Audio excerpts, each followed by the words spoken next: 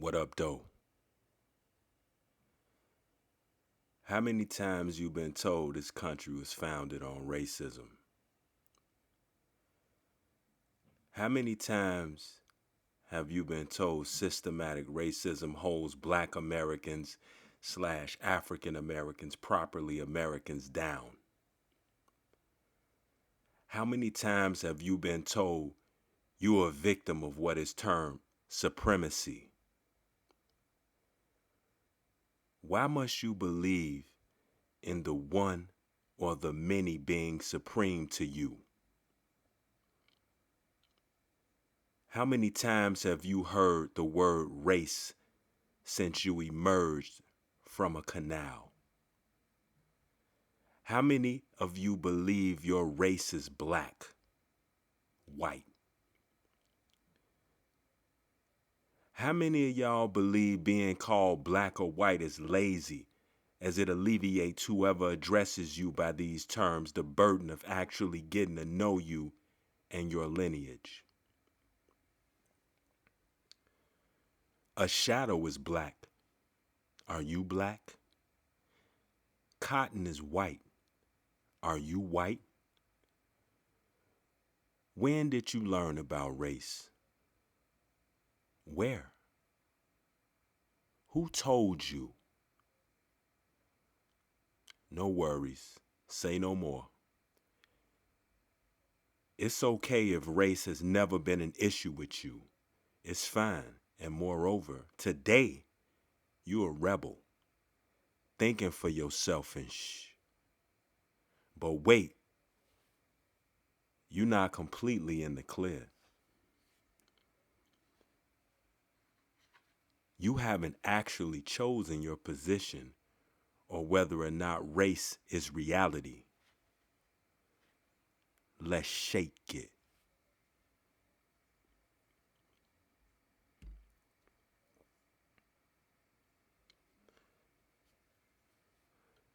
The Hill. LeBron James tweets, "We are literally hunted," in response to Ahmaud Arbery death, by Alexandra Kelly, 2020.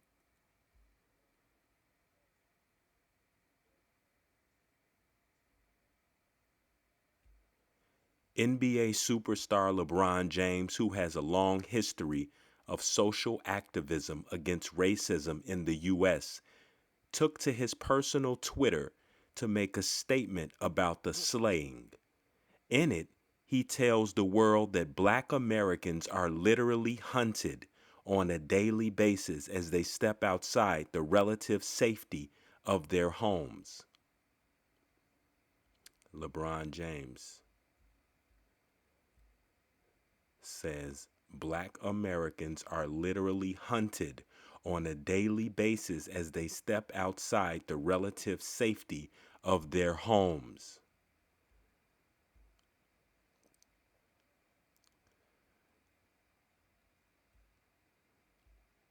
I was brought up in one of these hoods out here, and I'm going to be honest with you, I never felt hunted on a daily basis, stepping outside the relative safety of my home or apartment.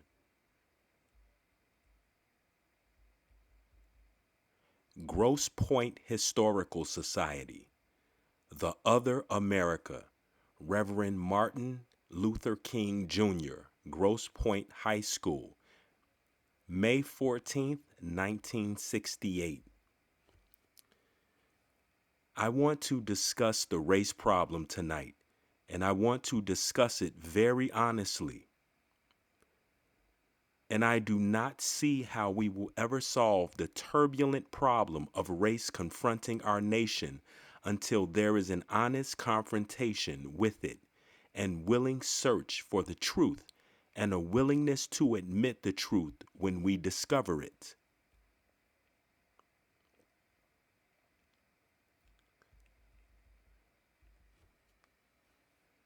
The Negro faces a literal depression all over the U.S. The unemployment rate on the basis of statistics from the Labor Department is about 8.8% in the black community. But these statistics only take under consideration individuals who were once in the labor market or individuals who go to employment offices to seek employment. But they do not take under consideration the thousands of people who have given up, who have lost motivation, the thousands of people who have so many doors closed in their faces that they feel defeated and they no longer go out and look for jobs. The thousands who've come to feel that life is a long and desolate corridor with no exit signs. Whose fault is this? Who should be held accountable for this?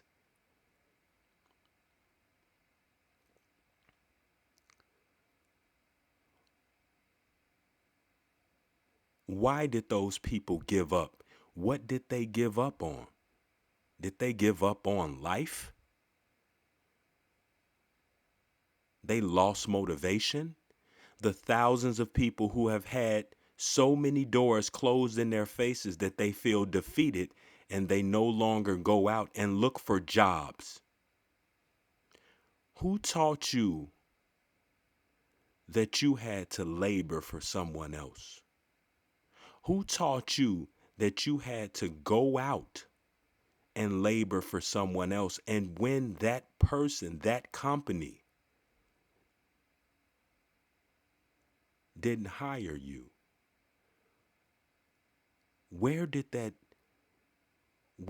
notion of that being the only option come from? Let's shake it. We have lived over these last 2 or 3 summers with agony, and we have seen our cities going up in flames. Who put those cities up in flames? And I would be the first to say that I am still committed to militant, powerful, massive nonviolence as the most potent weapon in grappling with the problem.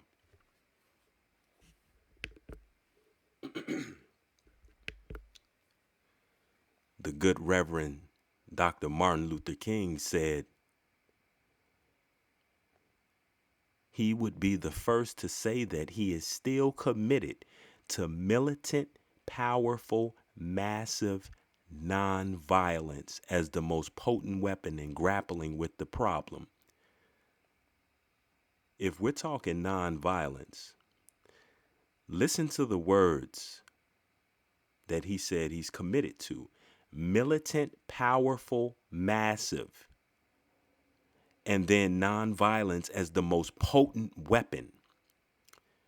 I'm absolutely convinced that a riot merely intensifies the fears of the white community while relieving the guilt.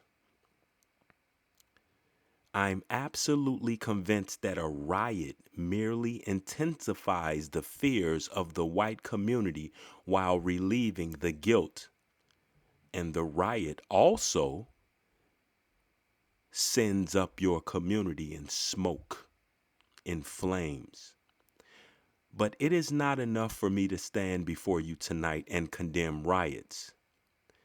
It would be morally irresponsible for me to do that without, at the same time, condemning the contingent, intolerable conditions that exist in our society.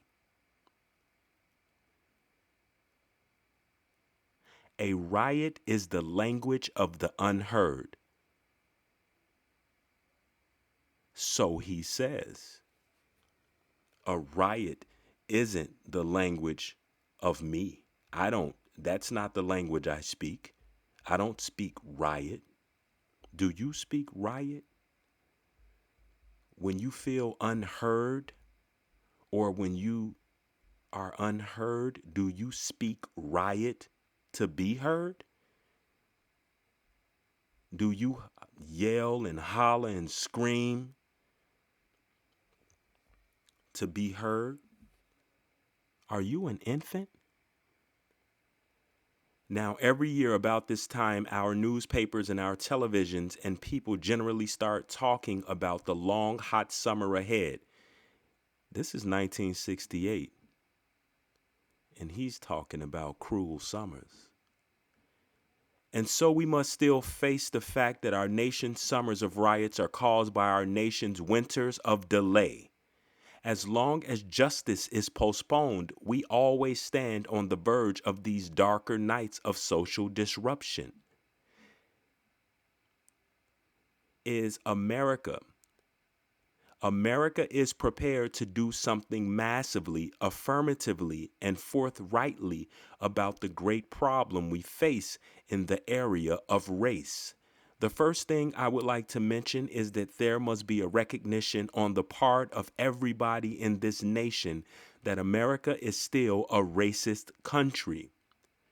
We will never solve the problem of racism until there is a recognition of the fact that racism still stands at the center of so much of our nation, and we must see racism for what it is. It is the nymph of an inferior people. It is the notion that one group has all of the knowledge, all of the insights, all of the purity, all of the work, all of the dignity, and another group is worthless, on a lower level of humanity, inferior.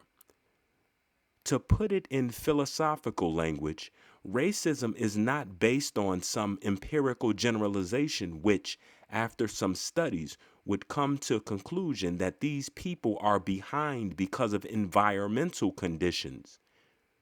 Racism is based on an ontological affirmation.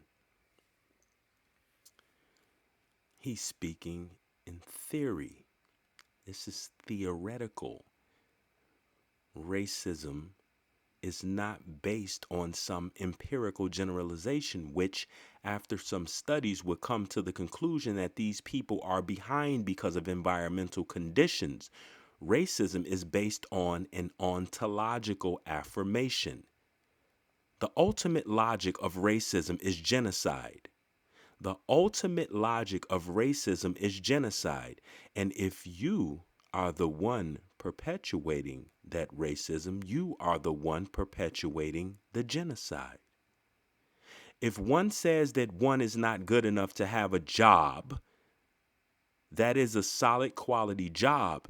If one is not good enough to have access to public accommodations, if one is not good enough to have the right to vote, if one is not good enough to live next door to him, if one is not good enough to marry his daughter because of race, then at the moment that person is saying that that person who is not good enough to do all of this is not fit to exist or to live. And that is the ultimate logic of racism. MLK is saying, whether his intentions are for me to decipher what he's saying as such, he is saying that the act of these people who he are referring to, who are oppressed or who are the victims of racism, he's saying that because these people haven't put themselves in position to be the co-creators of their own life, that they're victims of racism, that everyone else is saying that they're not fit to exist or to live. No, it's not anyone else saying that you're not fit to exist or live. MLK is saying you're not fit to exist or live. He says the ultimate logic of racism is genocide.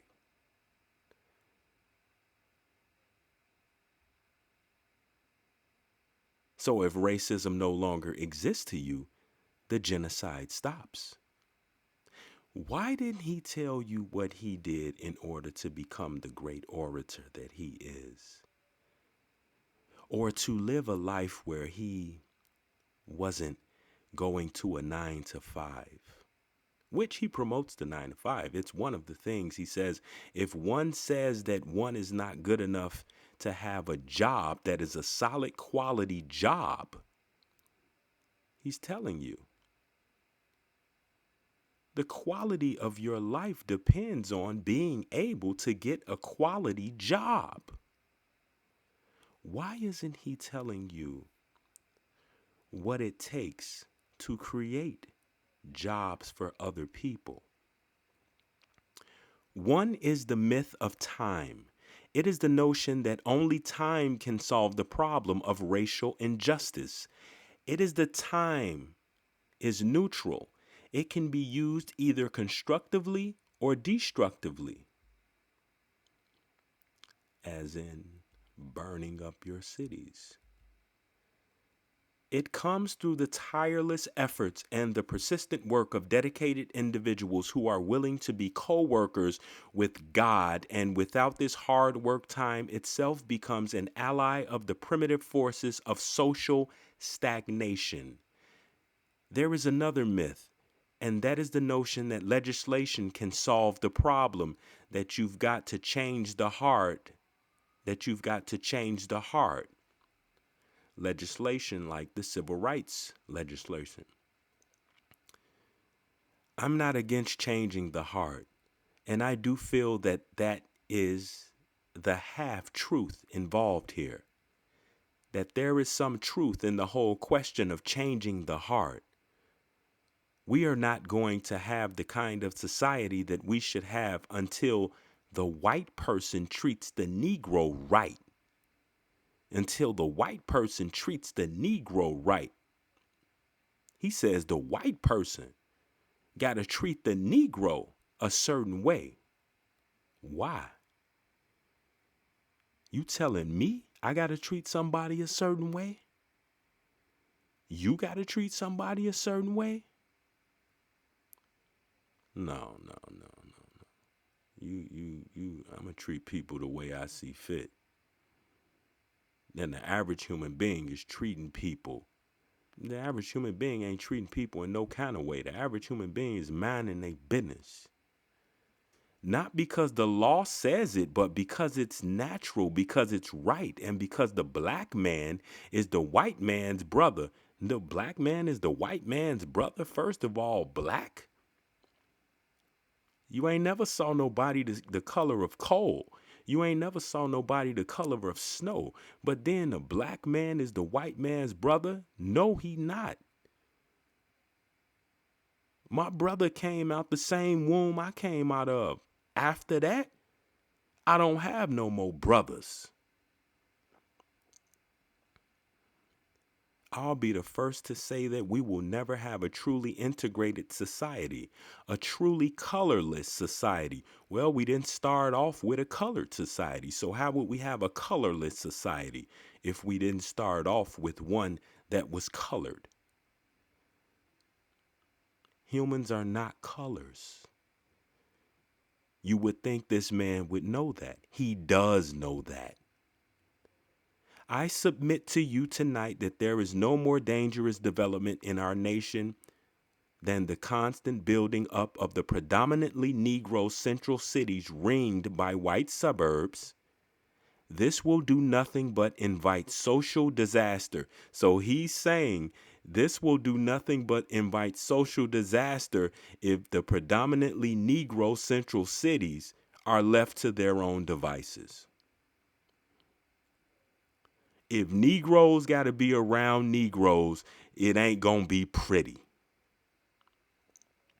A recipe for disaster is what he say.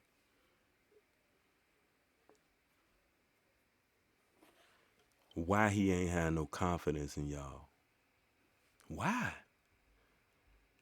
If you want to know about yesterday, look at today. That's why he ain't got no confidence. And it might be other reasons.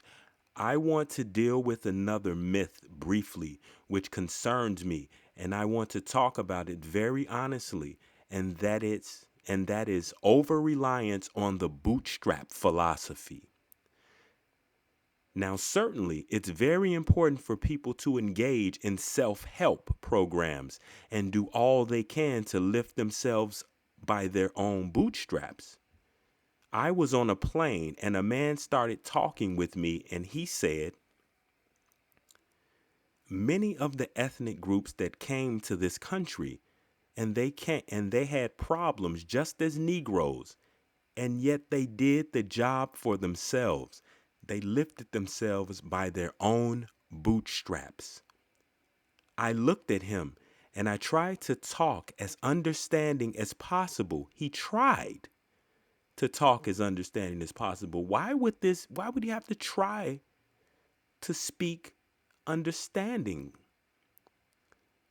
I tried to talk as understanding as possible, but I said to him, it does not help the Negro for unfeeling, sensitive white people to say that other ethnic groups that came to the country maybe 100 or 150 years voluntarily have gotten ahead of them.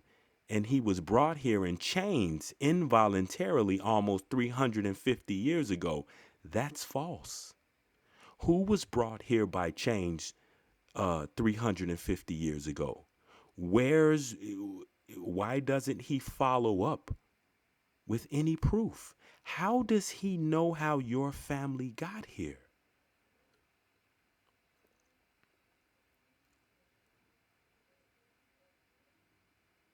The man who he was talking to on the plane was talking about pulling yourself up by the bootstraps. Why would the good Dr. Reverend Martin Luther King be adverse to that? To a man pulling himself up by his own bootstraps? Why is this even an issue?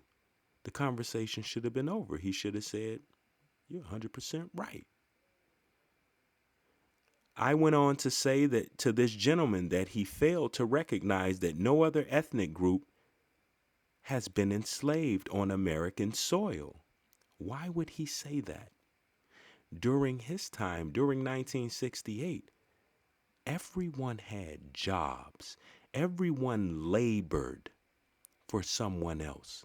Nah, not everyone, but people labored for other people. Enslaved, laboring, working, being employed, being an employee.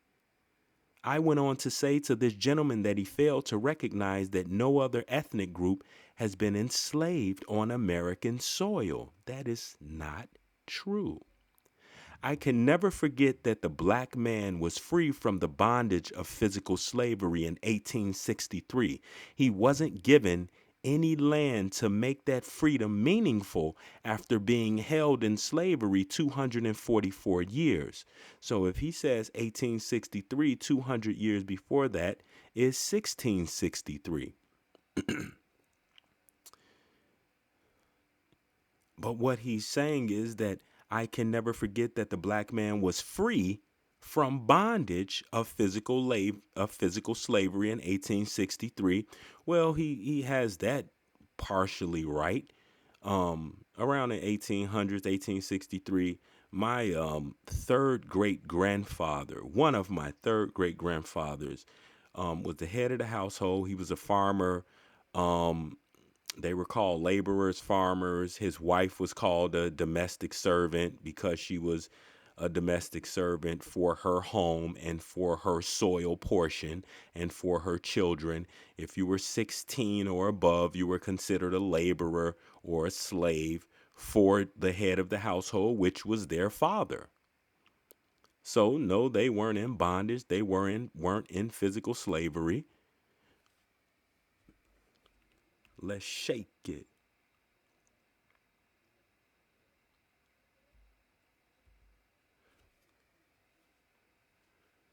Blue Eyes, Brown Eyes, the experiment that shocked the nation and turned a town against its most famous daughter, and turned a town against its most famous daughter by Stephen G. Bloom.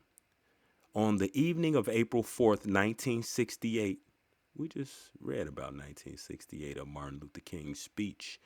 When school teacher Jane Elliott flipped on her television, someone had just killed Martin Luther King Jr. Then it happened.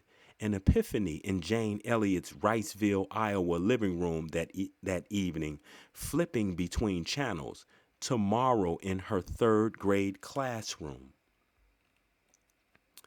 Well, her 8-year old kids from rural Iowa had never met a black person. Neither have I. If their parents had ever talked to a black person, Jane would be surprised. So would I. Jane recalled reading in the novel Mila, 18, by Leon Uris, something about how the Nazis had used eye color to determine which prisoners would live or die. Those with blue eyes were good and pure. People with brown eyes were inferior and filthy, scourges to be destroyed. Jane came up with her own blue eyes, brown eyes experiment. Tomorrow in class, she'd separate her students by eye color. The blue-eyed kids wouldn't be allowed second lunch helpings. The blueies, as she would call them, wouldn't be allowed to play on the new jungle gym. The brown-eyed children would get 5 extra minutes at recess. Jane would praise the brown-eyed kids as hard-working, thoughtful, dependable, and honest. She'd clap them on their backs, offering encouragement. She'd instruct the brown-eyed children that they shouldn't associate with the blue-eyed children, even if they were friends. The blue-eyed children, Jane would say, were dirty.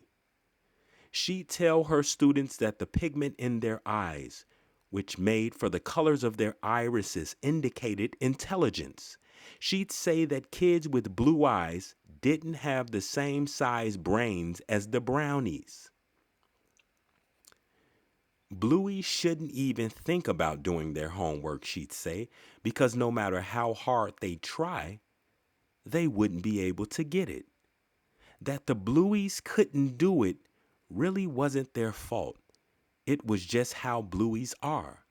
Even if the blueies couldn't finish their homework, even if the blueies could finish their homework, Jane would tell them that besides getting the answers wrong, the blueies would forget to hand in their assignments. She'd say that the kids with blue eyes were shifty, lazy, and dishonest. You couldn't depend on them. But that, too, wasn't their fault. That's just how blueies are. For her exercise to work, Jane knew that she couldn't tell her students that she was making all this up.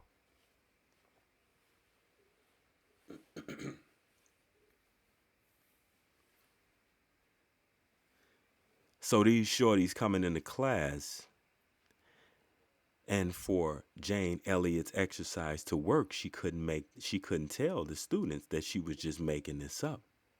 So what did the shorties think? They thought this woman flipped out. And now they had to adjust.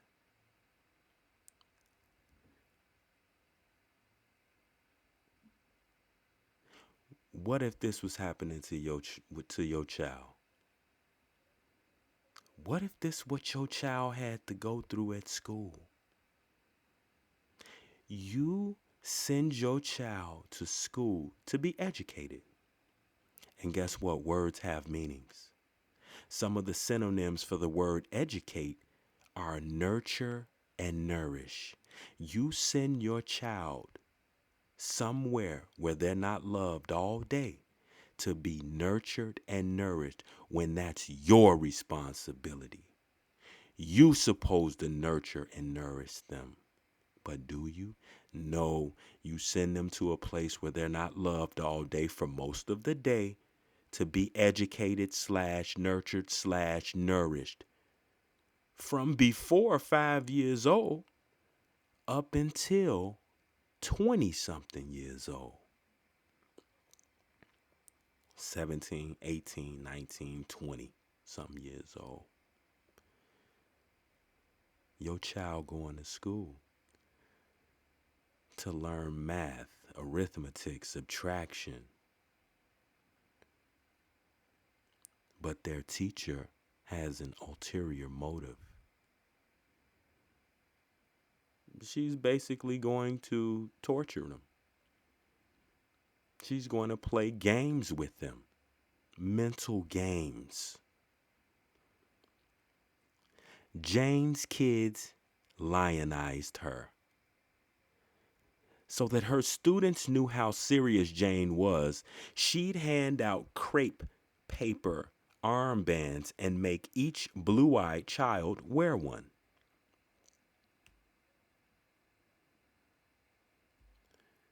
These innocent kids didn't have a clue about what was about to happen, that classroom 10 would turn into a place of terror for the next 6 hours.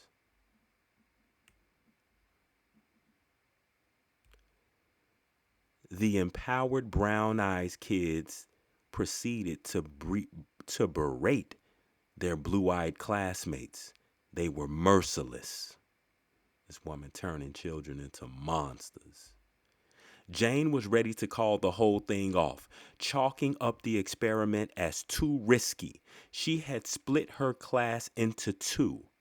When several of the brown-eyed kids who had problems reading went to their primer that morning, they whizzed through sentences, all at the expense of the sad blue-eyed kids whose sullen faces just about reached the floor. A smart blue-eyed girl who had never had problems with her multiplication tables started making all kinds of mistakes. Jane noticed the student stumbling when she read aloud. When she walked across the room, Jane saw that she now slumped.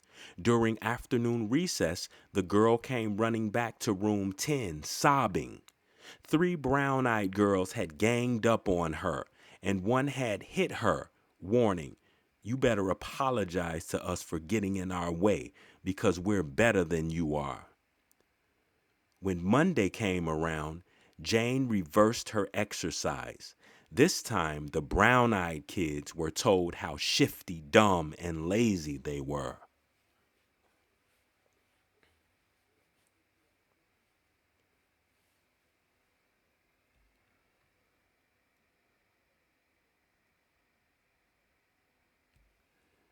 More than 450 Riceville students went through her exercise from 1968 to 1984. Jane Elliott terrorizing kids for a while. Frontline, an unfinished crusade, an interview with Jane Elliott. Are you still teaching your exercise? Yes. Hold on, let's go back.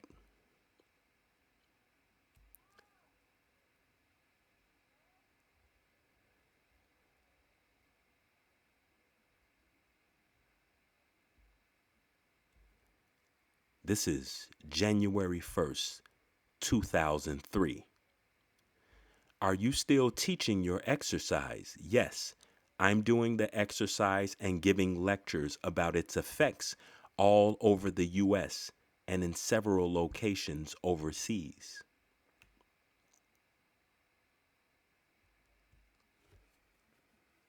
How difficult has it been for you to continually, over the years, have to perform the role of a cruel, bigoted person who singles out people in a particular group and humiliates them and makes them feel inferior? How difficult has it been for you to continually, over the years, have to perform the role? Is she performing the role? Like, is an actor acting? After all, if I choose a role to play a particular character, meaning read a specific or a particular script, is that not me doing those things in that moment? If you are an actor and the script calls for you to kiss someone intimately, Are you not doing that thing at that moment? Yes, you are. It's very, very difficult. Doing that exercise for me is to deny everything that I believe in for 3 hours or 5 hours or however long the exercise takes. Every time I do it, I end up with a migraine headache.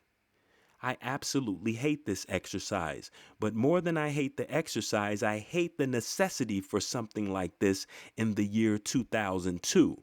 And the worst of it is that the exercise is as necessary today as it was in 1968. She's doing something that she absolutely hates. She gets migraines from it. Migraine headaches are the worst. Why? Because we are still conditioning people in this country and indeed all over the globe to the myth of white superiority. We are constantly being told that we don't have racism in this country anymore.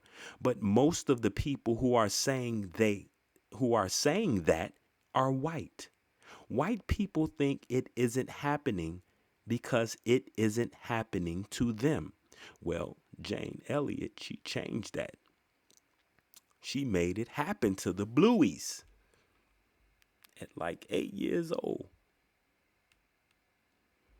I mean, you tell me, is this disgusting? Yikes. Let's shake it. 20% of the people in Riceville are still absolutely furious about what I did in April 4th, 1968. Why? Because I taught that it's wrong to be a racist. No, no, Miss Elliott, you didn't teach that it was wrong to be a racist. You taught racism. Just think if you would have never, ever done the exercise. And instead of that, you would have taught the children horticulture. You would have taught the children carpentry. You would have taught the children how to make their own clothing.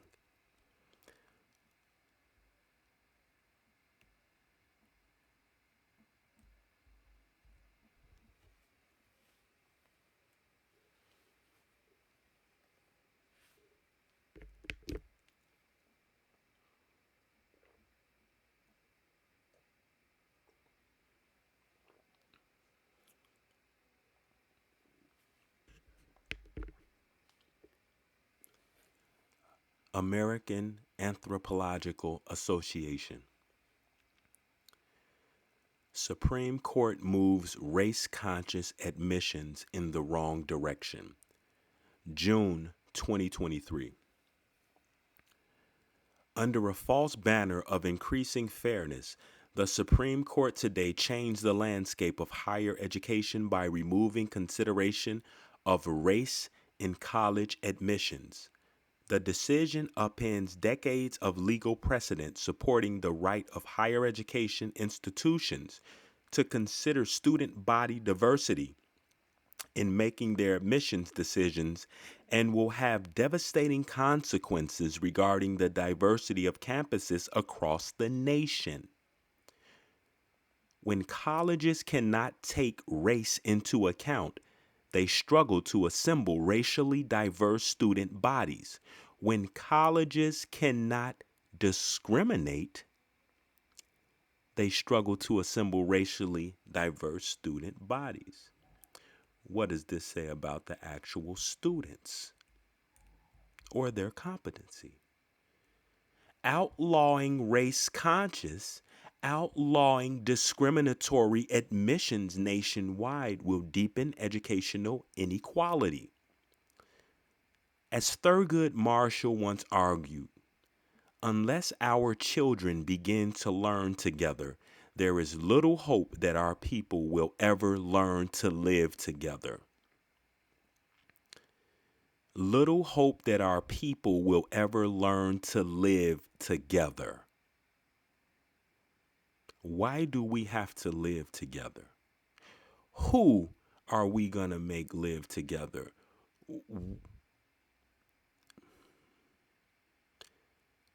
Is Thurgood Marshall advocating for taking away your choice of where you want to live?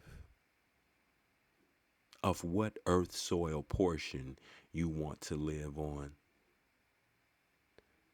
Must we want to live next to someone who we don't want to live next to?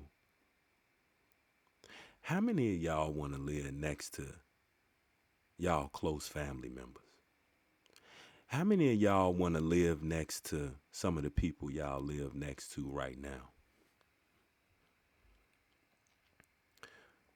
Race conscious or discriminatory admissions must continue, potentially for generations to come. The following organizations have co signed this statement: American Folklore Society, American Philosophical Association, American Sociological Association, Linguistic Society of America.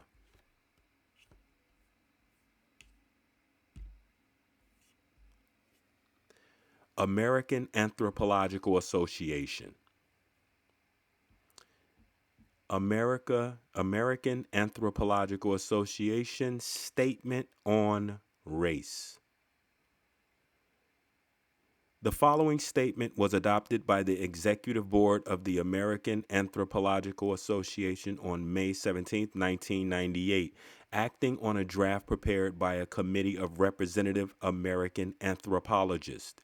It does not reflect the consensus of all members of the AAA, as individuals vary in their approaches to the study of race. We believe that it represents generally the contemporary thinking and scholarly positions of a majority of anthropologists.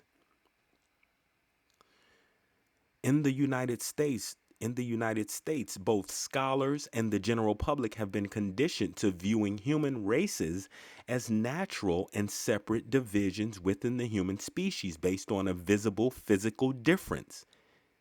There is greater variation within racial groups than between them.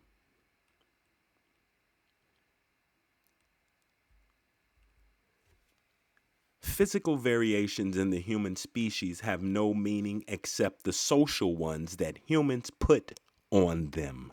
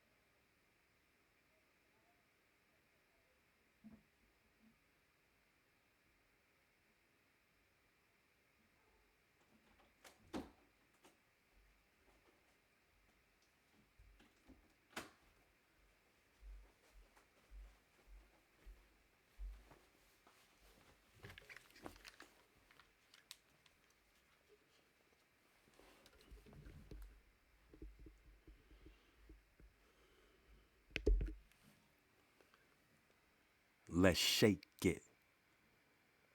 Physical variations in the human species have no meaning except the social ones that humans put on them.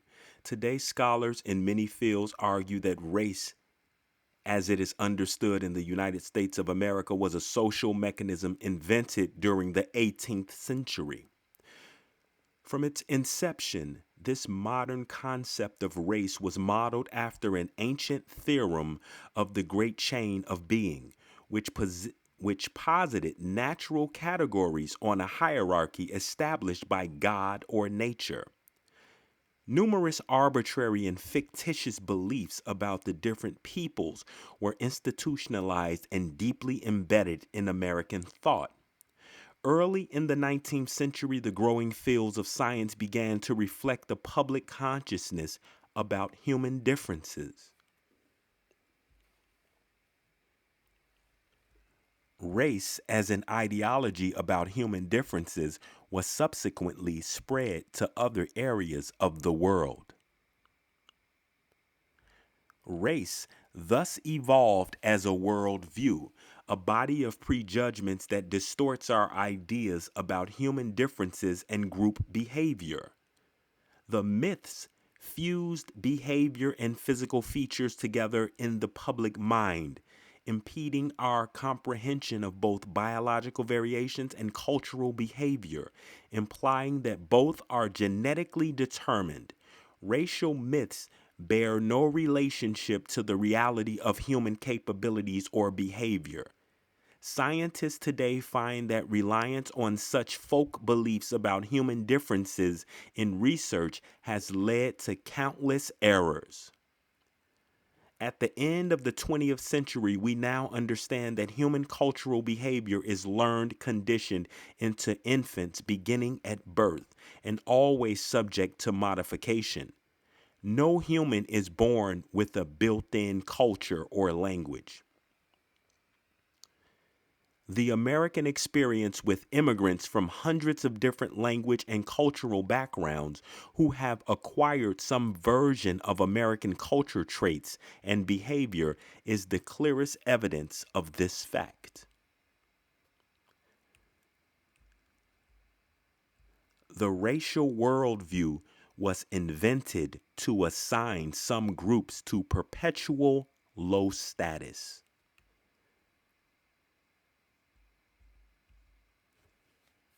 Anthropological theory.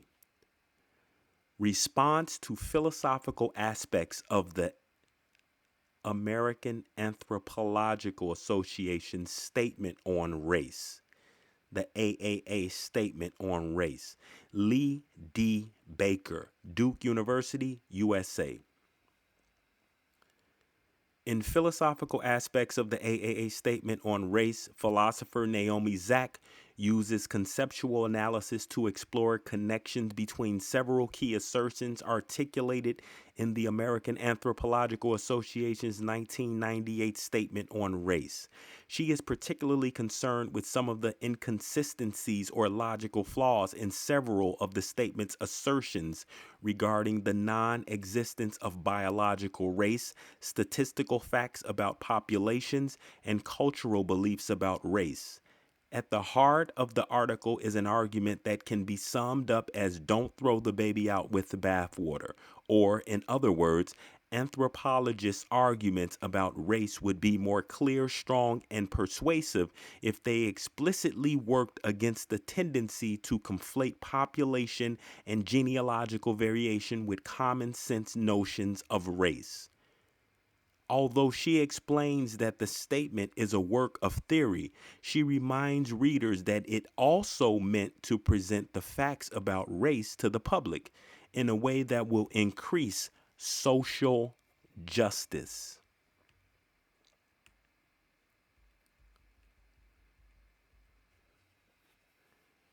The motivation for the AAA's statement was not simply to unearth the truth about racial inequality. Members of the AAA have been doing that for 3/4 of a century. The motivation was, once again, to demonstrate that race is a product of social history, not natural history, and that race has more to do with folklore, sociology, and ideology than taxonomy, biology, and genetics. Although Zach makes compelling arguments for anthropologists to think more logically and rigorously about how they report to the public about race, the reader should be cognizant that the way she articulates the understanding of race used within the AAA's document emphasizes only a tangential aspect of the complicated and variegated modality called race in the U.S.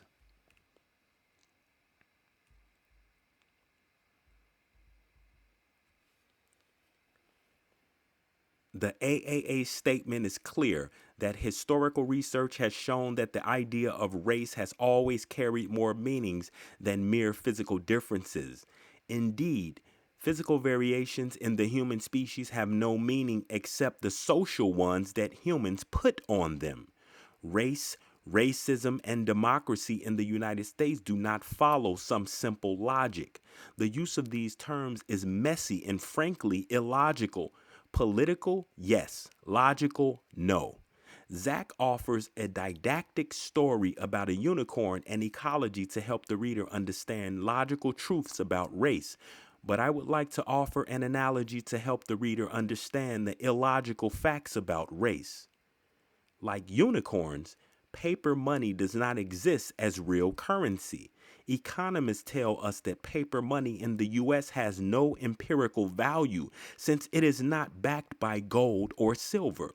Yet everyone knows that with these putatively valueless bills, one can eat at a restaurant, stay at a hotel, buy a hot dog, or pay for a new pair of shoes. Even though a $20 bill has no empirical value, it is valued and can buy stuff. The reason, of course, that paper money has exchange value is because people believe it has value. And with governmental support, it has become institutionalized as currency. Anthropologists are like economists in this analogy.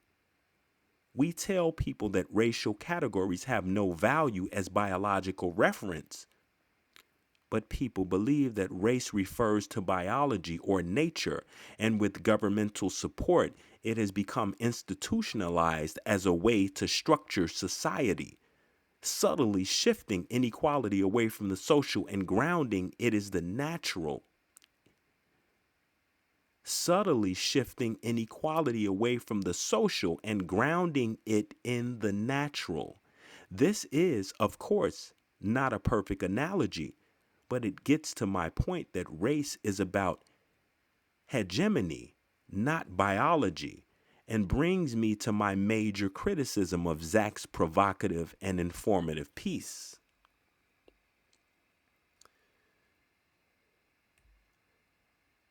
As her title suggests, she wants anthropologists to privilege the philosophical aspects of race.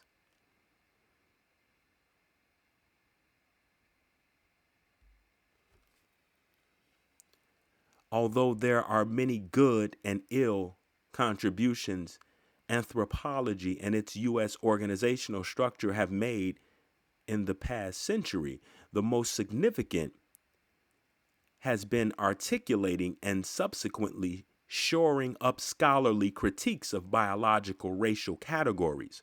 Although significant, the scholarly critique of ideas about biological categories of race has not successfully curbed the political force of scientific ideas of racial inferiority, which is evidenced by the overwhelming response to the bell curve.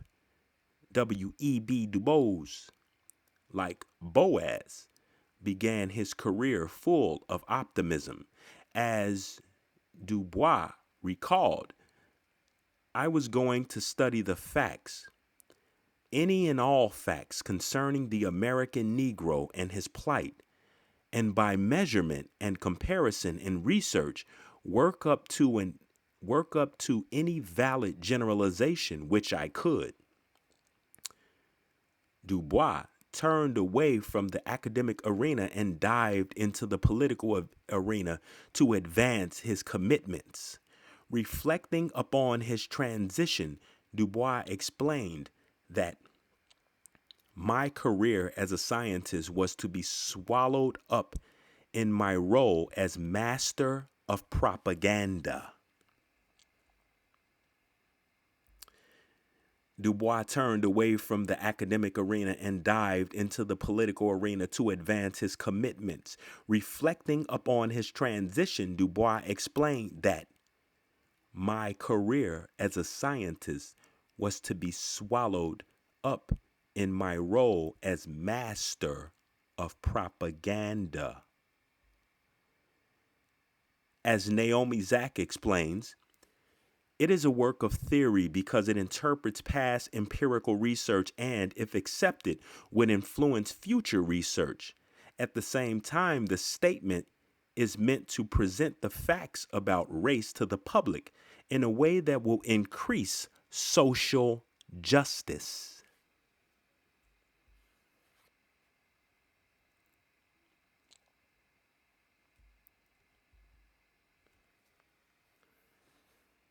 Senate Hearing 107 921 from the U.S. Government Printing Office. Thomasina E. Jordan Indian Tribes of Virginia Federal Recognition Act. Hearing before the Committee on Indian Affairs, United States Senate, 107th Congress, Second Session on S. 2694, October 9, 2002, Washington, D.C. Committee on Indian Affairs, Daniel K. Inyoye, Hawaii, Chairman. Ben Nighthorse Campbell, Colorado, Vice Chairman. The ancestors of the tribes in Virginia were among the first native peoples of the Americas to encounter Europeans when the latter arrived in the early 1600s, and we are very familiar with those stories. The Virginia tribes were recognized and dealt with by the Crown of England as sovereign entities with whom treaties were struck. The 6 groups seeking federal acknowledgement are currently recognized as Indian tribes by the Commonwealth of Virginia and England as well. Statement of Honorable George Allen, U.S. Senator from Virginia. While many federally recognized tribes have signed agreements with the U.S. government, the Virginia Indian tribes hold treaties with the King of England, including a treaty in 1677 between the tribes and Charles II. Like the plight of many Indian tribes across America during the last 4 centuries, the Virginia tribes were continually moved off their land and many assimilated into U.S. society. The years of racial discrimination and coercive policies took a tremendous toll on the Virginia Indians. At the turn of the 20th century, members of these 6 tribes suffered even more injustice. New state mandates forced Virginia Indians to renounce their Indian names and heritage. The passing of the Racial Integrity Act of 1924 began a dark time in the history of the Commonwealth of Virginia. Enforced by a state official, the registrar of the Bureau of Vital Statistics, a man named Walter Plecker, sought to destroy all records of the Virginia Indians and recognize them as colored. People were threatened with imprisonment for noting Indian on their birth certificate. Mothers were not allowed to take their newborn children home if they were given an Indian name. This policy, along with the overzealous enforcement by Dr. Plecker, has left many Indians searching for their true identity. A statement of Michael R. Smith, Director of Tribal Services, Bureau of Indian Affairs, Department of the Interior, accompanied by Lee Fleming, Branch Chief for the Branch of Acknowledgement and Research, as follows. Because of the racial integrity laws, these oppressive laws had them as another race. That action in 1924 that was continued on for decades made it very difficult for someone to identify who was actually of that tribe, much less even an Indian of any tribe.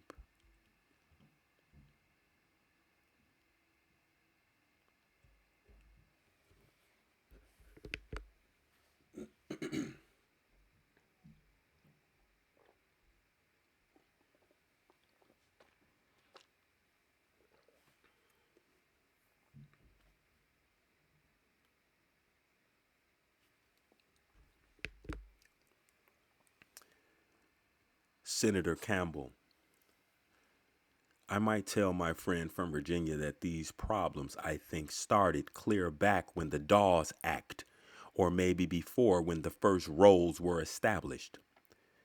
Because we know for a fact that there were many non Indians that were put on the Indian rolls and therefore legally became Indians when they were not Indian by blood. It was not at all difficult in those days. In fact, just to get somebody to go down to the bureau and tell them that they were your cousin. They could have blonde hair and blue eyes or whatever. Let's shake it. Statement of Daniel Moretti, Langholtz, Department of Anthropology, College of William and Mary, as follows. Historical documentation from this period highlights the pressures on Virginia Indians as the state regularly manipulated the definition of Negro, mulatto, Indian, and free persons of color. The emergence of the eugenics movement in the 20th century is arguably the most trying period of all for Virginia Indians. The passage of Virginia's Racial Integrity Act in 1924 forced all segments of the population to be registered at birth in one of two categories, white or colored. The racial designations on birth records were changed from Indian to the generic non-white category of colored. Without their consent, the racial integrity law remained in effect until its repeal by the U.S. Supreme Court in Loving versus Loving.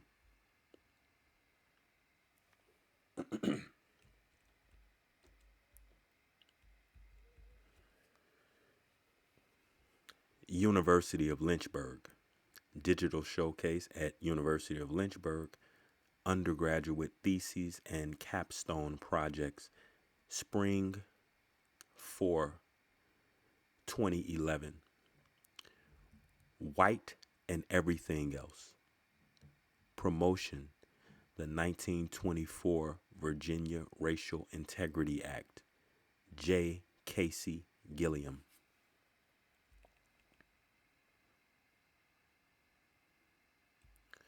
Senior Honors Project. Submitted in partial fulfillment of the graduation requirements of the Westover Honors Program. Westover Honors Program, April 2011.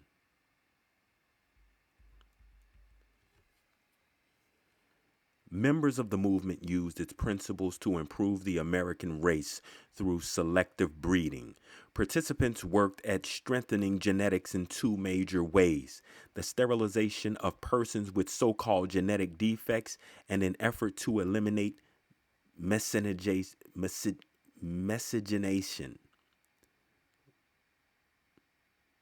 Miscegenation.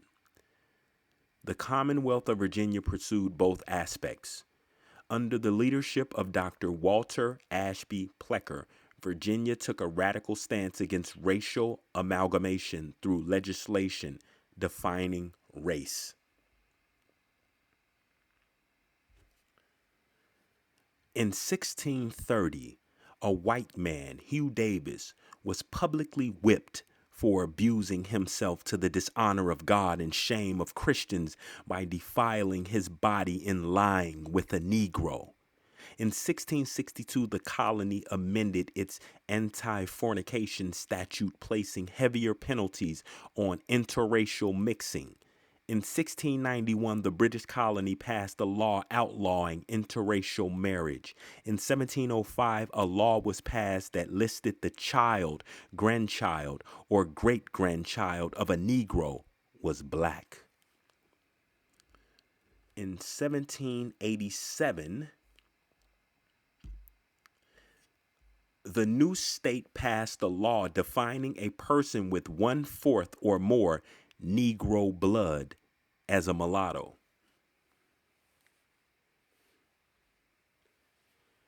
What does Negro blood mean? I've been told that blood is blue inside your body, and when it come out, it's red. I've been also told and read that Negro, negro, is a Spanish term, roughly meaning black. What is black blood? Do black blood exist? You would think these scholars know the color of blood. So you would think throughout school they had science classes or they cut their finger or whatever, and they knew the color of blood. What's Negro blood? What's a Negro? What's a negro? What's black? Words have meanings. Look them up. Come on, y'all. Don't be lazy. Look them up. Look the words up. Look.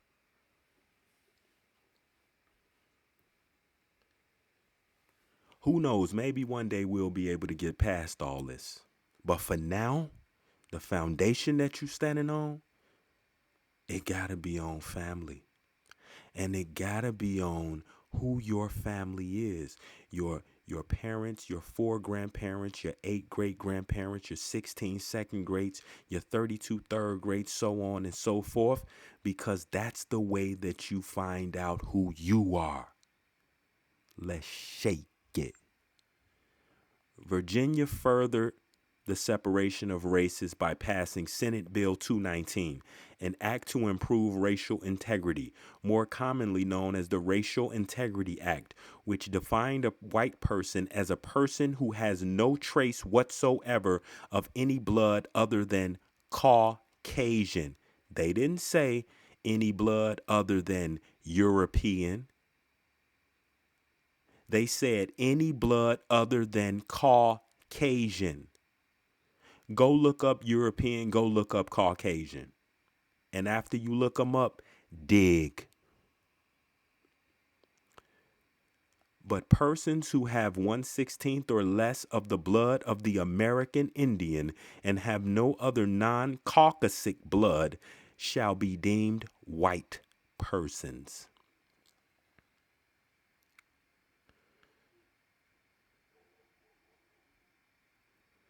The clause including those persons with 1/16 or less American Indian blood was added to appease those first families of Virginia. First families of Virginia. The act also provided that persons should register their race voluntarily, since a compulsory registration would be nearly impossible for the state given its limited resources. The key to the law was not in defining black. Rather, the law became effective because it defined white and placed restrictions as such.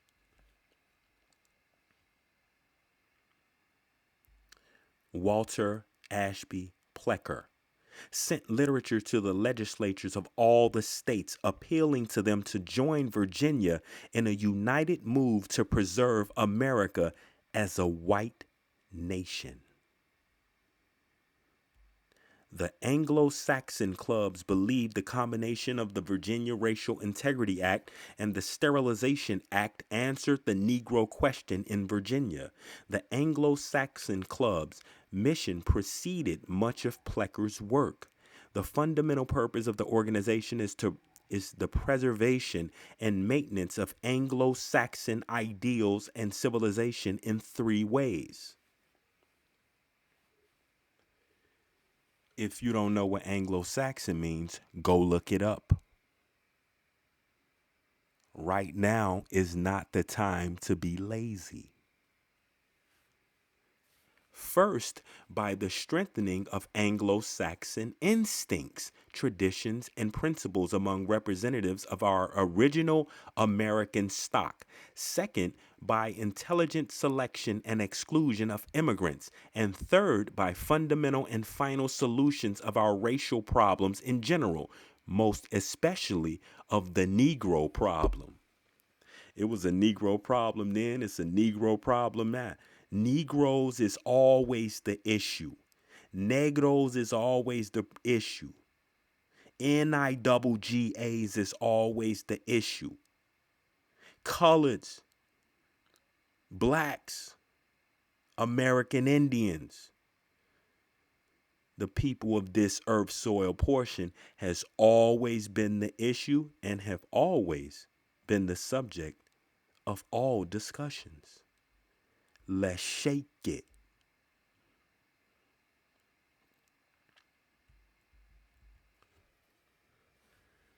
The more the clubs pushed to define Virginians in terms of race, the more apparent it became that race was impossible to define.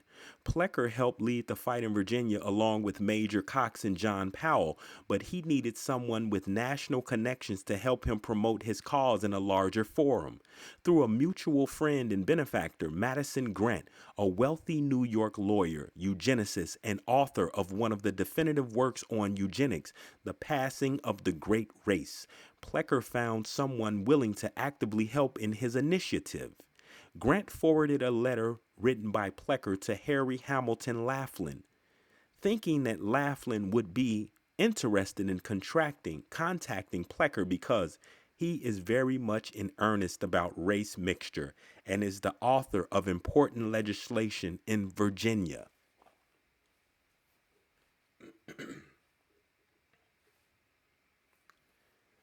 Laughlin was well known in the national eugenics community.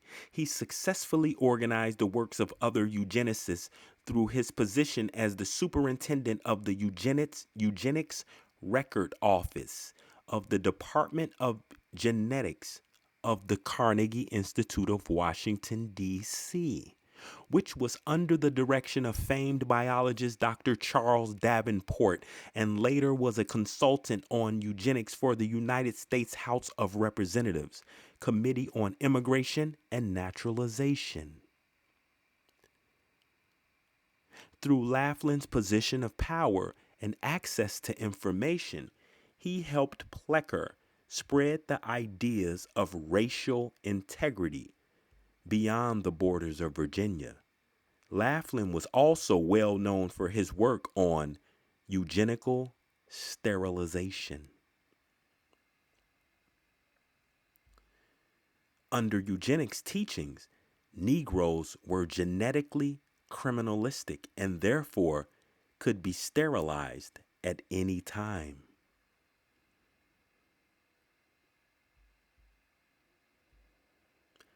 The word colored by Plecker.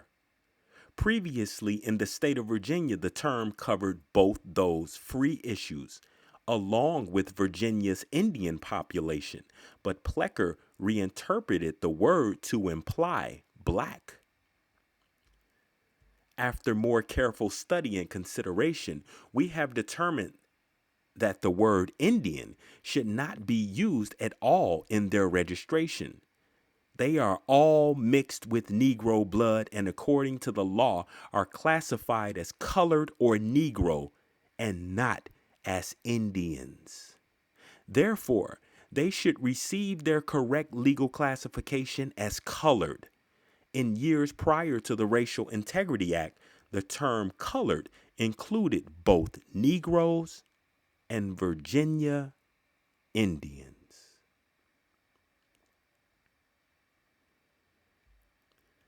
In most cases, families remained in the same area, marrying into other nearby families and forming communities.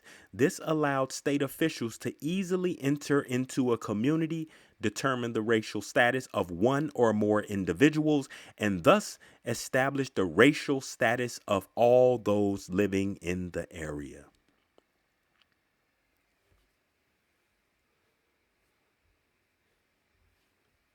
This reminds me of one of my great grandfathers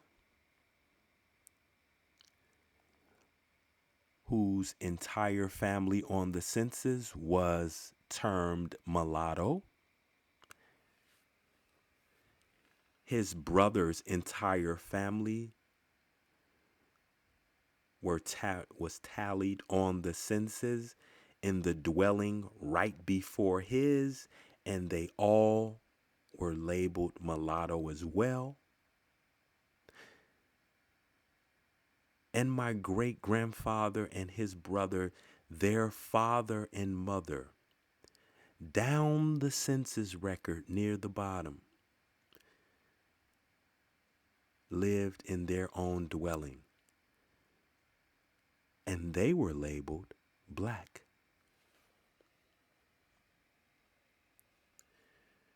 Plecker was forced to refute the ruling of the United States Census Bureau after an incident involving a 1930 census enumerator. After recording the races of a group of mulattoes in Carolina, Essex, and King and Queen counties as Indian, Plecker contacted W.M. Stewart, director of U.S. Census Bureau. Honorable A.D. Latane, clerk of Essex County, says the people of his county have not been fooled. Evidently your enumerators have been, or more likely, as stated by the enumerator for Caroline County, they were bulldozed by a mob of people. A mob of 15 or 20 of them visited him in an effort to induce him to change their registration from Negro to Indian. Plecker re-emphasized the fact that his office had positively identified the mob of people as colored, despite their statements otherwise. I wish to state as positively and emphatically as possible that these people are not Indians, but are mulattoes, and under no circumstances be given classification as Indians in the census record. Ample evidence can be produced to establish this fact in court if necessary.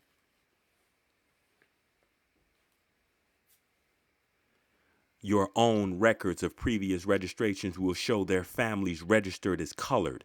Plecker was referring to the Census Bureau's registration of persons as free issued or colored, but when registered as colored by the census, it could mean Indian.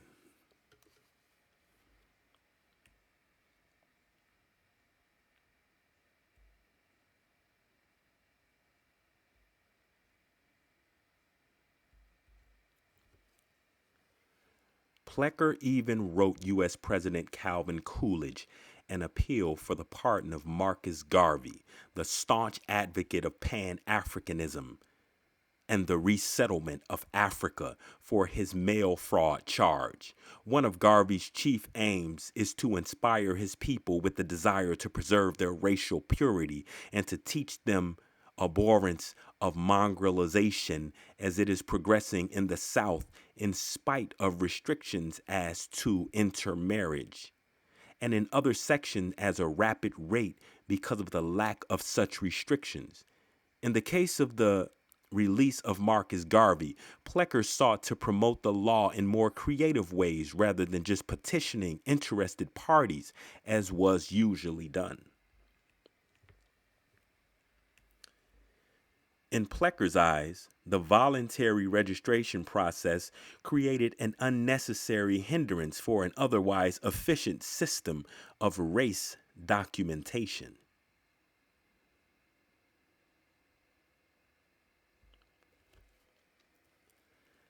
In 1930, Plecker and Laughlin achieved a major legislative victory in Virginia with the passing of a second racial integrity law that redefined Native Americans as persons with 1/4 or more parts Indian blood and 1/16 or less black blood. It also stipulated that all persons classified as American Indian must live on a segregated reservation. Otherwise, they would be listed as colored. The 1930 expansion allowed Plecker's office to deny all persons attempting to register as Native American unless they lived on a reservation, unless they lived on a res, as they say.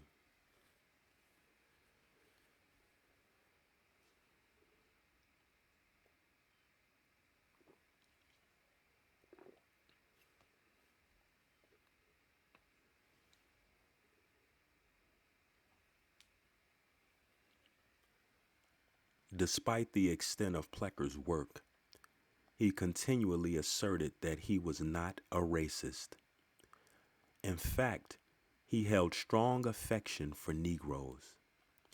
In fact, he wrote a letter to the editor of Survey Graphic a national magazine that had criticized eugenics work as racism. Plecker said, "Your March Negro number comes as a distinct surprise and a quite a new departure from a magazine striving for a nationwide circulation. Those of us who have been reared with the Negroes have attachment for them, at times very warm, even though we know them from every angle.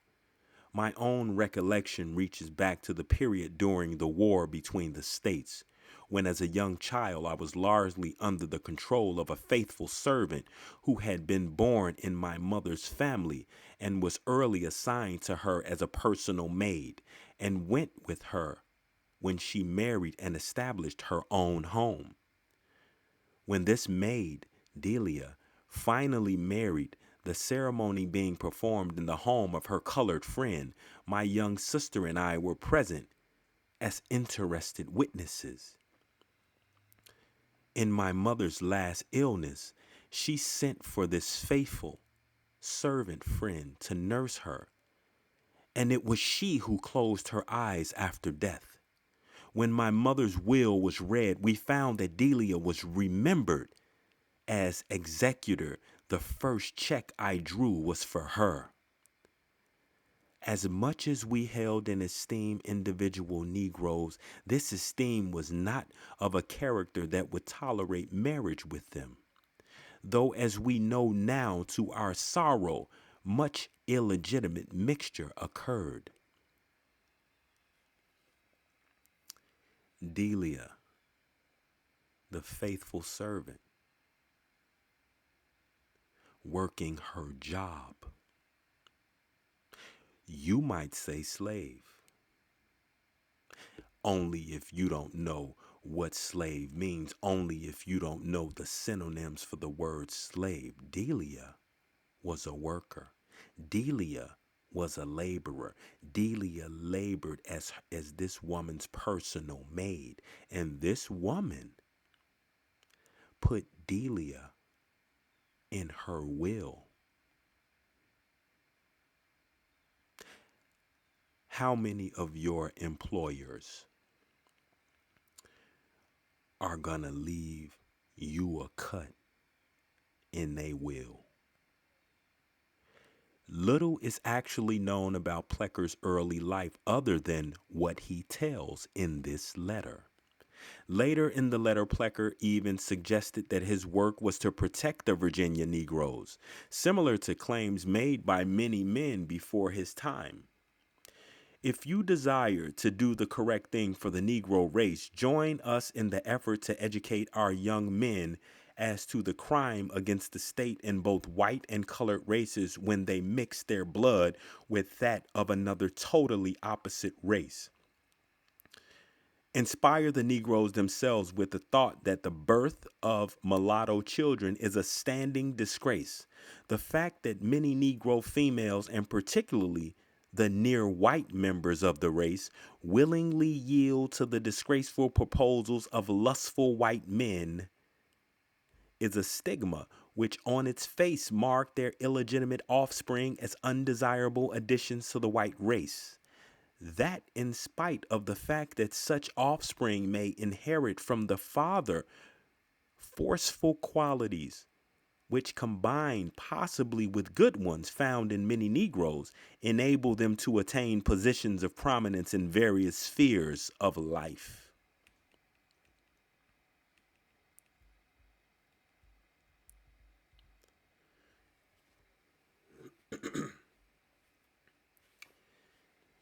Negroes as the original Indians. Proof in the Jesuit letters. This is from the book Africans and Native Americans by Jack Forbes. We were taught that black people came from Africa as slaves, that the red Indian was the true Native American, and that white people took black slaves from Africa and stole the land of the red Indian. This story is nothing but a giant fiction, a novel made up by white historians to deceive the masses about the original history and peoples of the Americas. The terms Negro and Indios were used interchangeably to describe the natives in the journals of early missionaries who could not have possibly been referring to Africans. From 1549 through 1565, the letters of the Jesuit missionaries in Brazil, usually addressed to colleagues in Portugal or Spain, frequently referred to the Americans as Negroes. In April of 1549, Manuel de Nobrega, the leader of the Jesuits, addressed a letter from Bahia to Samoa Rodriguez in Lisbon, in which he refers to the Portuguese in Brazil as living in sin because they're having let's do that again. In April of 1549, Manuel de Nobrega, the leader of the Jesuits, addressed a letter from Bahia to Samuel Rodriguez in Lisbon, in which he refers to the Portuguese in Brazil as living in sin because of their having many negras and lots of children by the said black women. Thus, the Jesuit father called the American women living with Portuguese men negras, a term which, according to Leet, could have not denoted people from Africa because in 1549 there were few or no African women in Bahia. Nonetheless, Nobrega uses the word Indio.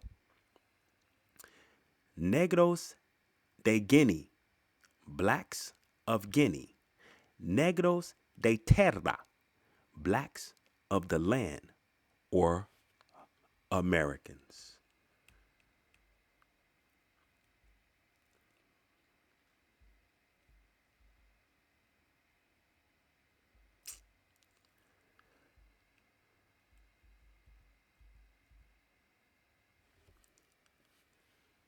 The complexion of the Carolina Indians is black, not much different from that of the Ethiopians.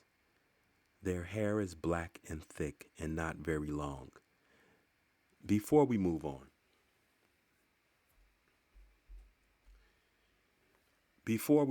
with this, when y'all read these,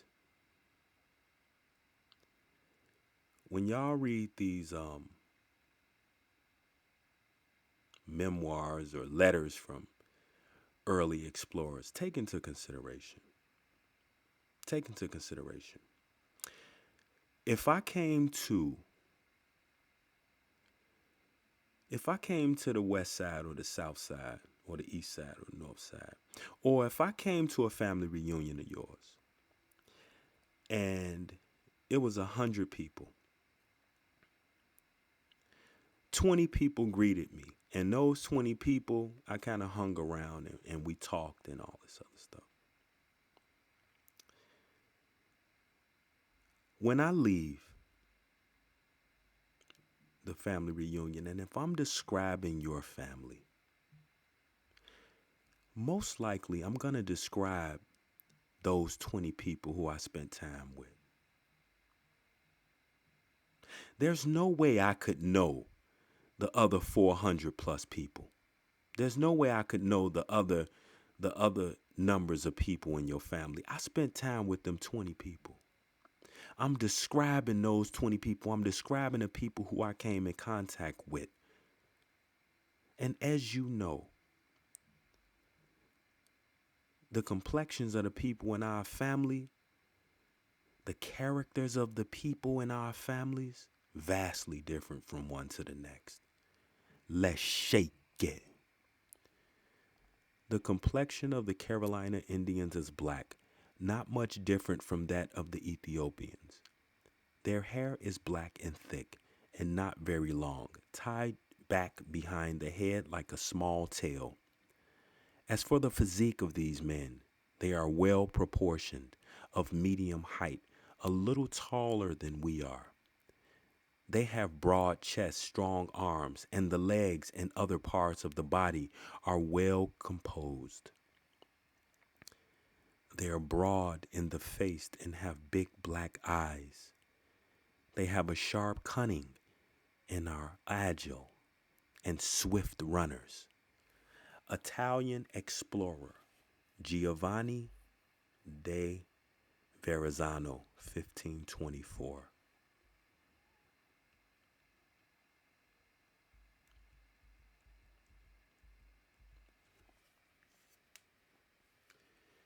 Professor Constantine Rafinesque, The Primitive Black Nations of America, 1832. Descriptions of indigenous Negroes known to Rafinesque.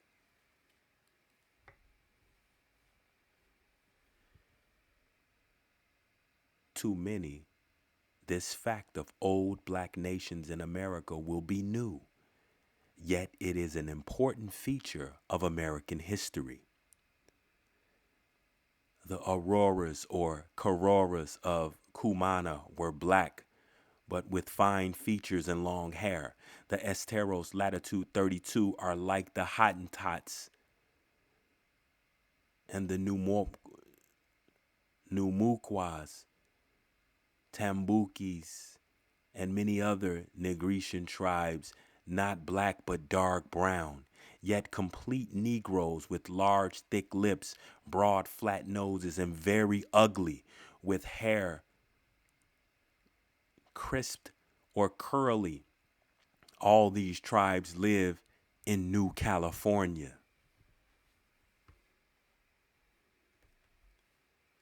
The American Negroes of Guaranawa and Choco, the great level plain 900 miles long, 90 wide, separating the Andes of South America from the mountains of Panama, were black and with woolly heads in 1506. They are mentioned by Dangleria and all the early accurate writers. The Yamasis or Jamasi were remarkably black people, notices of Florida and the campaigns.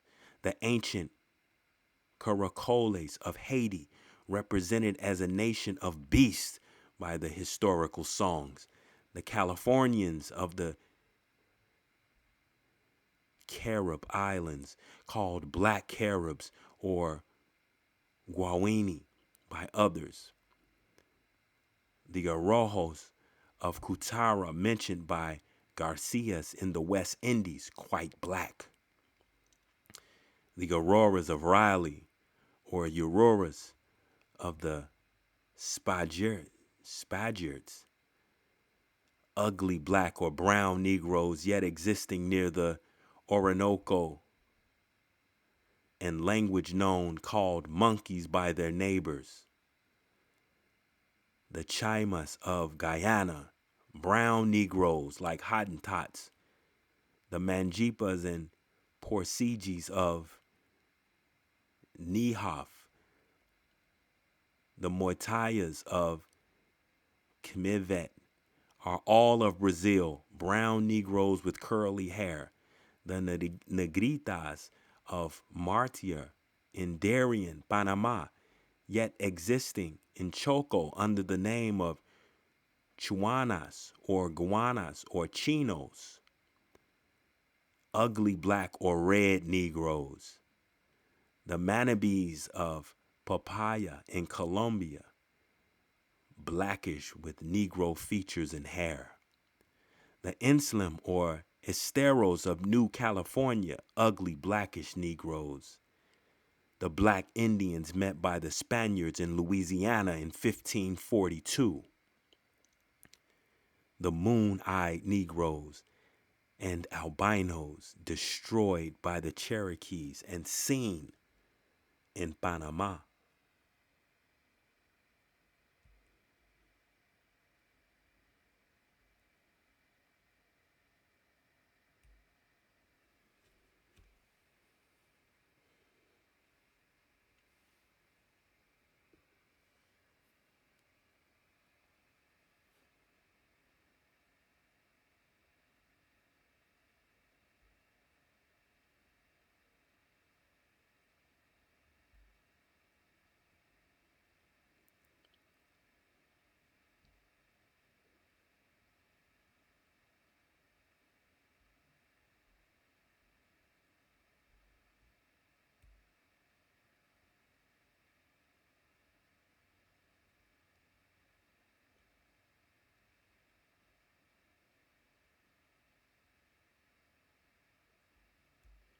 Stop being lazy and find your people. Find out where your family was during these wars, during the Creek War. Find out where they were. When they talk about the Trail of Tears, when they talk about when you read about these things, when you read about people being pushed off of their soil portion, understand that a lot of our people didn't consider the earth's soil theirs to own. Which today, if you use your own intellect, use your mind, think for yourself, think about it. How can you own earth?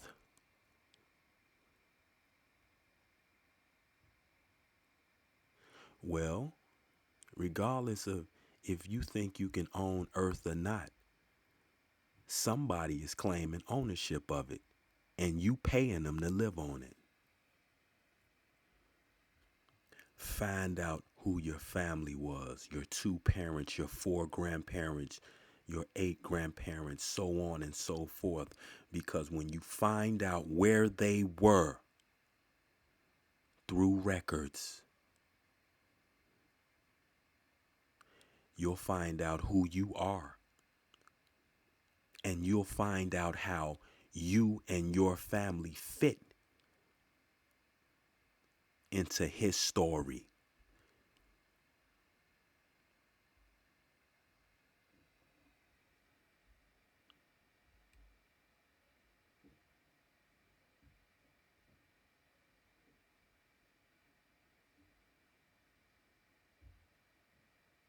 That's a cookout. They barbecuing.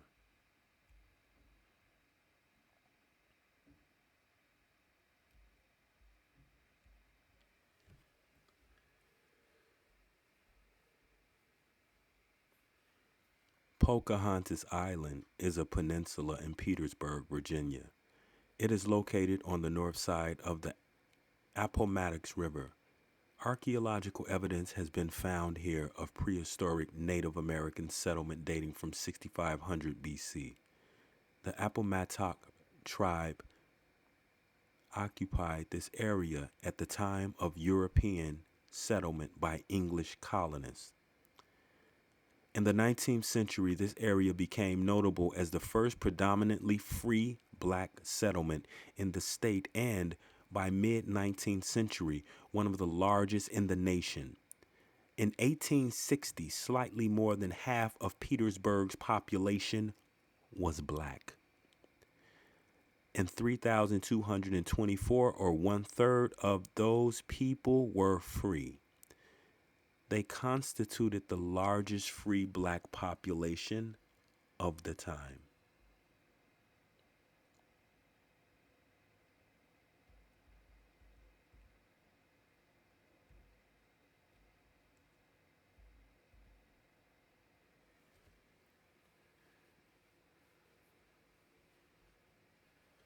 Portraits of Native Americans, Paleo Americans by Johann Moritz Rugendas and John Baptiste Debret. Portraits of Native Americans. Today, looking around on all the screens, do the Native Americans look like this?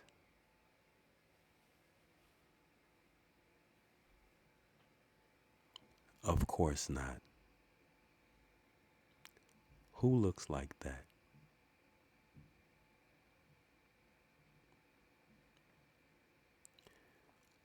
Who auntie is this?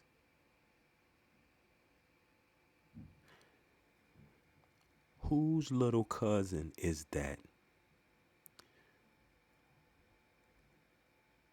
With a corn cob in one hand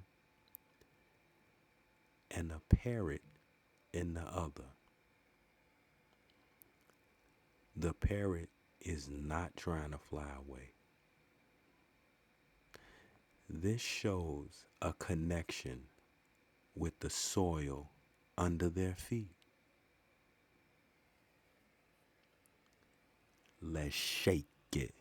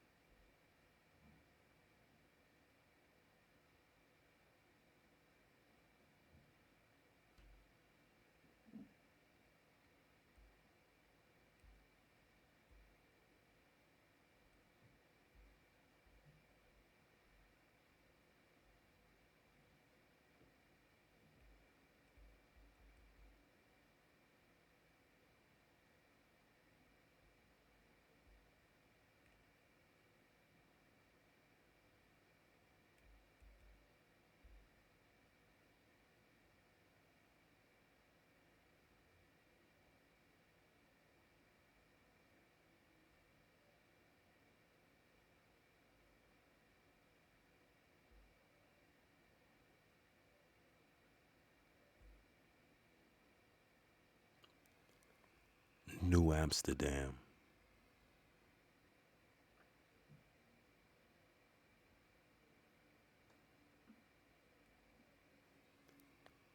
Look on the other side of the water.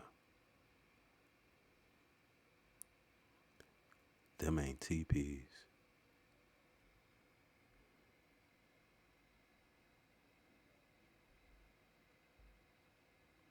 Paraguay.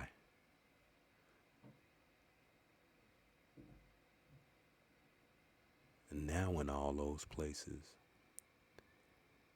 you call those people Afro Latinas, Afro Latinos. You gonna get a pass now, but you're not gonna keep getting a pass for being lazy.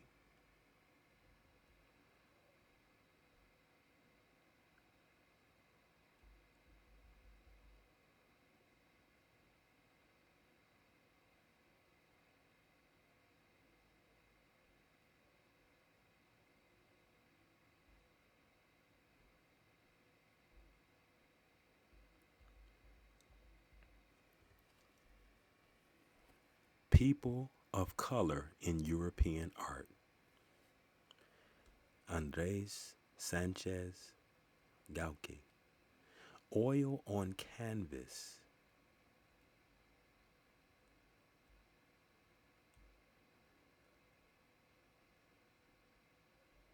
This is an oil painting. This portrait depicts three men from Esmeraldas, a region along the north coast of Ecuador. Documents of the time indicate that Don Francisco, the man in the center, was a mulatto, the son of an African and an Indian. This portrait commemorates his trip to the regional capital, Quito, where, as governor, he cemented his agreement to convert Christianity and to accept Spanish rule. Commissioned by a colonial official as a gift to the King of Spain, the painting shows Don Francisco and two younger men, probably his sons, wearing indigenous-style ponchos made of European fabric and local gold jewelry. To complete their outfits, they also donned European style clothing, rough collars, capes, and hats. Whether these men dressed this way in daily life or just for the benefit of the portrait, we do not know. Yet these outfits reference both high status and the cultural mixing common in Spanish America in the late 16th century. The artist Andres Sanchez Galque was an indigenous man born in Quito and trained to paint by friars. He belonged to the Confraternity of the Rosary, a Dominican group that sought to bring together Indians, Africans, and Spaniards. His work and career suggest how interactions among people of different ancestry and traditions contributed to both the visual culture and lived experiences of Spanish America. Regional blackness as a force of self-liberation in Ecuador begins in Esmeraldas, and its origin occurs during a violent tropical storm and a movement of African rebellion. The documented history of Ecuador establishes the beginnings of Afro-Hispanic culture in what is now Esmeraldas, Ecuador, where a Spanish slaving ship ran aground in 1553. There are a group of 23 Africans from the coast of Guinea, led by a black warrior named Anton, attacked the slavers and liberated themselves. Not long after, this group, together with other blacks entering the region, led by a Ladino, Hispanicized black person named Alonso de Alescas, came to dominate the region from northern Manabí north to what is now Barbacos, Colombia. At this time, late 16th century, intermixture with indigenous peoples to whom black people fled to establish their palenques, villages of self-liberated people, some fortified, some not, was such that their features were described as Zambo, black indigenous admixture, synonyms of which were Negro and mulatto.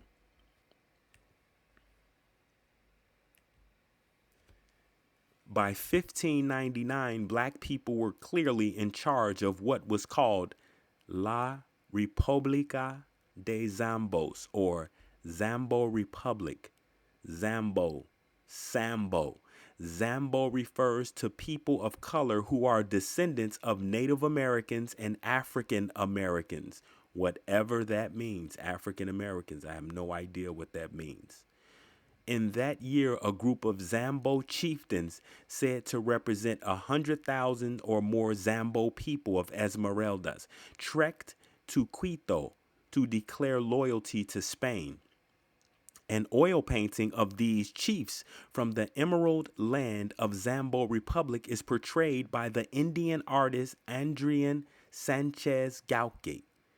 It is reportedly the earliest signed and dated painting from South America. Publications 1995, pages 291 to 292. And we heard of Esmeraldas, Britannica Online Encyclopedia.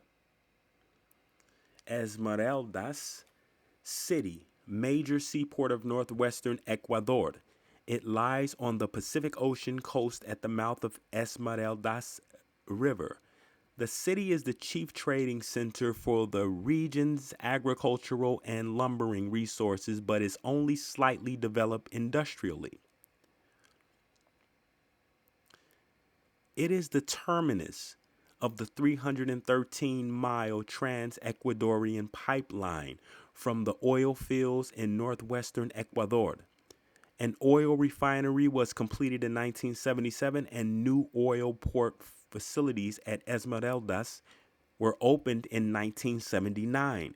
Important exports are bananas and timber. Tourism has been stimulated by nearby seaside resort facilities and an equable climate, and a good all-weather highway to Quito. A technical university was established in Esmeraldas in 1970. Population in 2010, 154,035.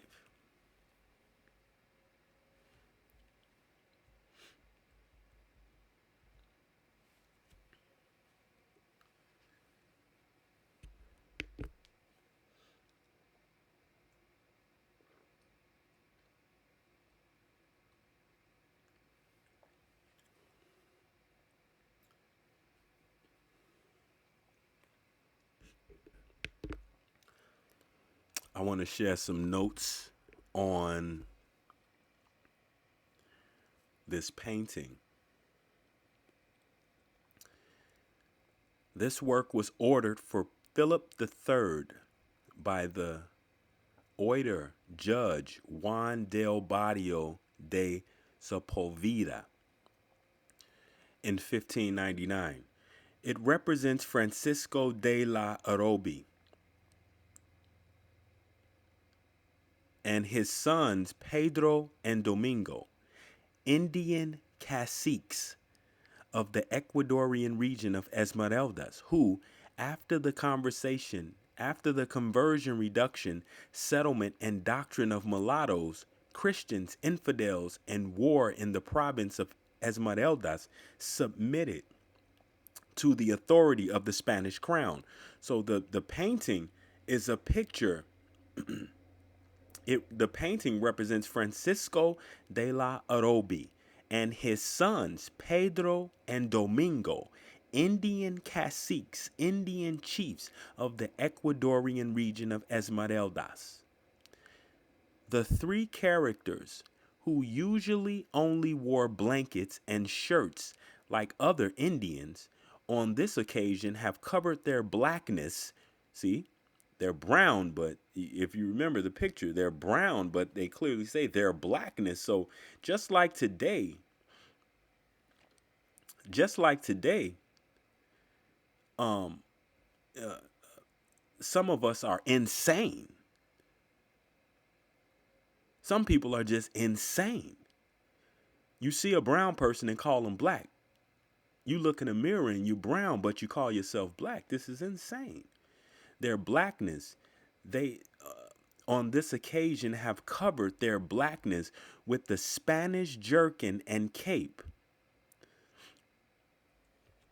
dressed in the Spanish way, to send to the king as a souvenir. As the order describes, he also describes the ornaments of flat gold chains on their necks, nose rings, earrings, lip piercings, and rings in their beards, and buttons in their noses. Typical of the indigenous world around them. Typical of today. Typical of who? Who wears gold chains on their necks? Nose rings, earrings, lip piercings, and rings in their beards and buttons on their noses. Typical of the indigenous world around them. The image is completed with an iron-tipped spear, a reference to the African world, or a reference to any world that has savage beasts in the forest. Europe, Africa, and America are present in this work, painted by a native artist, Andres Sanchez Galque. It used Western pictorial language to communicate to the King of Spain the submission to the crown by a part of the population known as Maroons. They were escapees from the Spanish ships that had sunk on the Pacific coast, and they became caciques of the Indian population.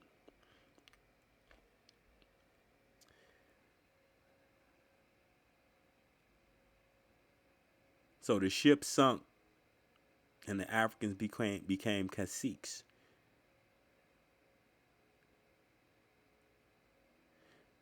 It used Western pictorial language to communicate to the King of Spain the submission to the crown by a part of the population known as Maroons. They were escapees from the Spanish ships that had sunk on the Pacific coast, and they became caciques of the Indian population. The Mulatto Gentleman of Esmeraldas, Andres Sanchez Galque, 1599. 1599. Ecuador, painting, Viceroyalty of Peru.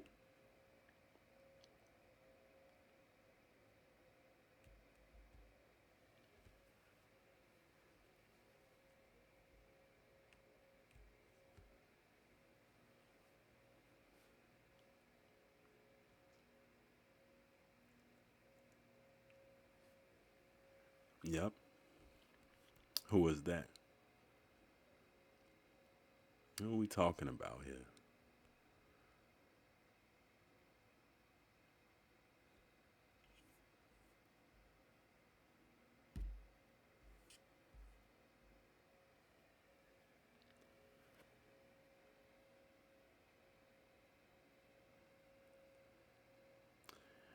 We don't know anything, yet we know all that is known. What don't you know? Someone else seems to know what you don't.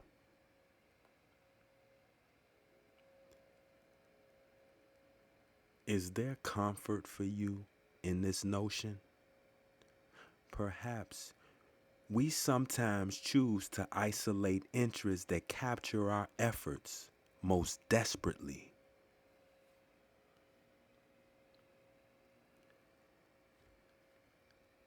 Do the right thing.